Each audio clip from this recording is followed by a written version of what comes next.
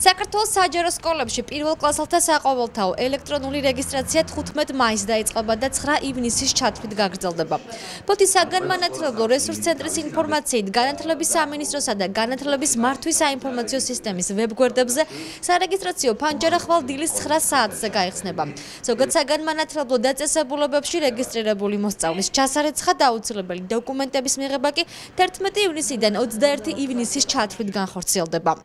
მშობელმა რეგისტრირებული მოსწავლის საბუთები უნდა მიიტანოს აღნიშნულ სკოლაში მის ჩასარიცხად. პირველ კლასელთა რეგისტრაციისათვის საჯარო სკოლაში მიიღებიან მხოლოდ ის მოსწავლეები, რომელთაც სასწავლო წლის დაწყების დღისათვის, ანუ 14 სექტემბრის ჩათვლით უსრულდებათ 6 წელი. კოჩაქორკია პირველ კლასელთა რეგისტრაციის მესამე ეტაპს განმარტავს.